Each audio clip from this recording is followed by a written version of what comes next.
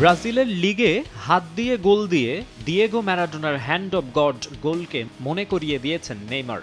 যদিও আর্জেন্টিনাকে বিশ্বকাপ জেতাতে ভূমিকা রাখা ওই গোলের মতো কিছু করতে পারেননি ব্রাজিলিয়ান তারকা। ক্যারিয়ার জুড়ে ইনজুরি জর্জরিত খেলোয়াড়ের ঠাঁই হয়নি নতুন কোচ কার্লো অ্যানচেলত্তির স্কোয়াডেও।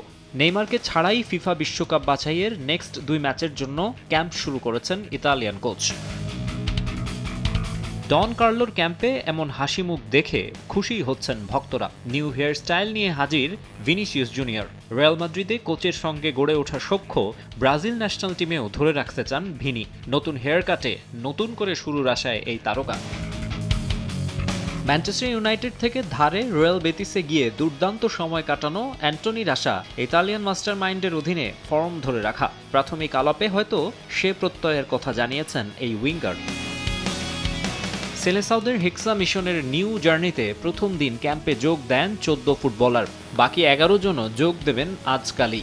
রিচার্লিসন মার্টিনেলিরা অ্যানচেলত্তির সঙ্গে প্রাথমিক আলাপ সেরে নিয়েছেন। এখন মাঠের অনুশীলনে নামার অপেক্ষা। আপাতত কার্লোর ভাবনায় ওয়ার্ল্ড কাপ কোয়ালিফায়ারের 2 ম্যাচ। 6 জুন ইকুয়েডরের বিপক্ষে ম্যাচে প্রথমবারের মতো ব্রাজিল দলের ডাগআউটে দাঁড়াবেন ইতালিয়ান কোচ। এরপর 11 জুন খেলা প্যারাগুয়ের বিপক্ষে।